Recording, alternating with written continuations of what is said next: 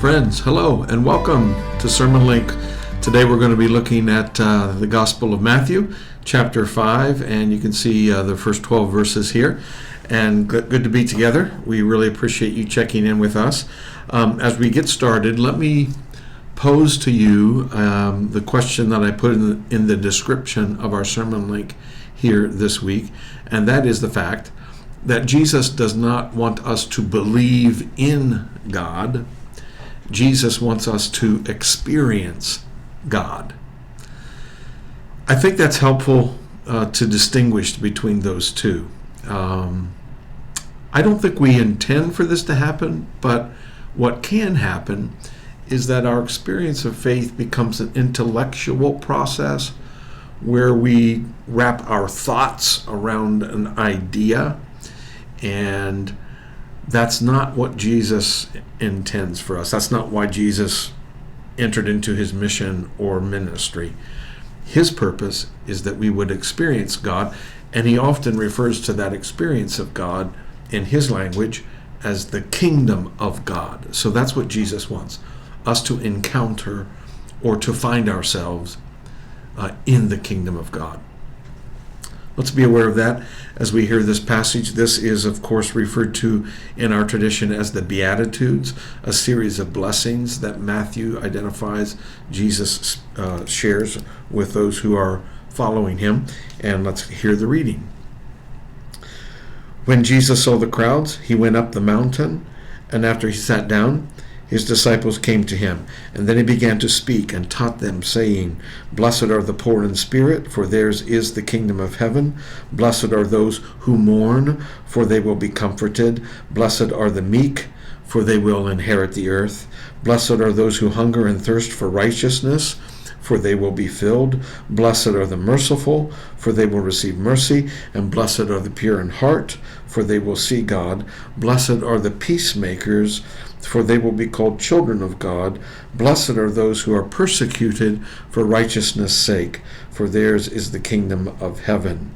Blessed are you when people revile you and persecute you and utter all kinds of evil against you falsely on my account.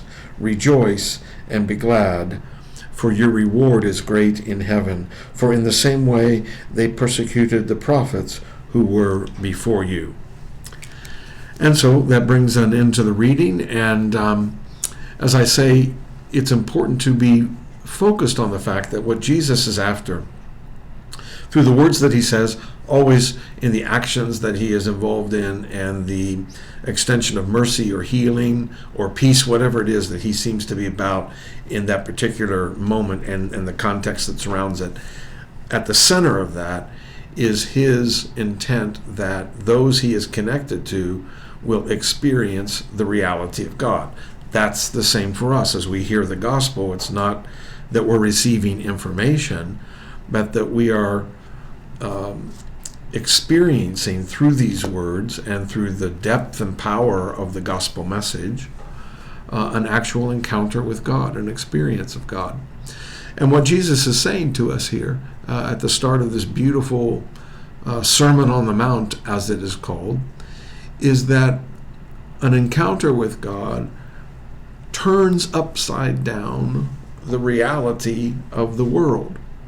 And so particularly in those first blessings that are stated, those who are poor in spirit, those who are sad or hurt or broken or wounded, those who are hungry and thirsting for righteousness, that is, a life that is right with God, those folks are already blessed, Jesus says.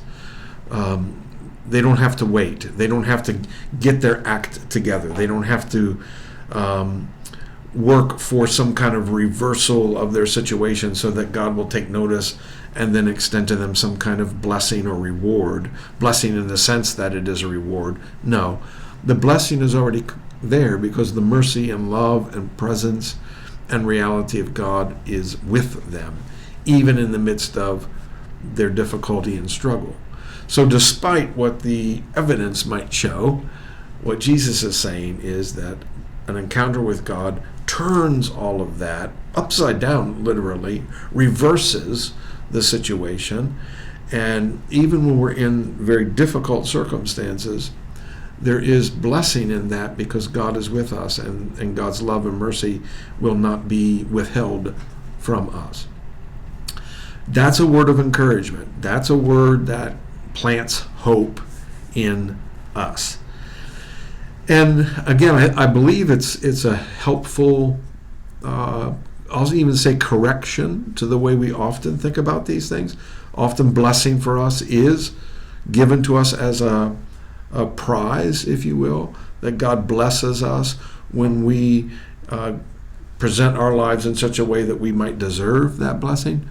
And Jesus is wiping all of that off the table, pushing it to the side and saying, no, blessing is already made possible. This doesn't say, blessed are the poor in spirit if they do certain things, then the kingdom reality comes to them. No, in their poorness, they are blessed. In their sadness, they are blessed. In their weakness, they are blessed. And that's true for us too. We have to stop this waiting and realize it's immediate and it's now. Another aspect of this that I was just thinking about that I wanted to share just in these few moments together is how heaven and earth are blended here. I think that's another aspect of what Jesus is hoping to accomplish, to blend and bring that connection with heaven now. Not something we wait for, not some sweet by and by that comes to us at the end of a rewarding life, but that light of heaven can intersect the reality of where we are now. Literally, light shining in darkness, healing offered in the midst of brokenness, and of course hope planted where there might be despair or a lack of any kind of certainty.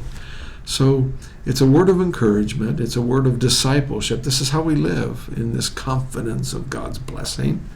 And it's certainly, as I've just said, a word of hope that calls us into a confident future, knowing that God is always with us. Friends, I want you to be in that security of faith this week as you move through the events of the days ahead. As we say, keep the faith. Know that God's with you now and always. We appreciate you being with us on SermonLink. Hey, give us a like, give us a share. Thanks to those of you who are finding a way to do that and helping us to share the message. We do appreciate it. That's it for today.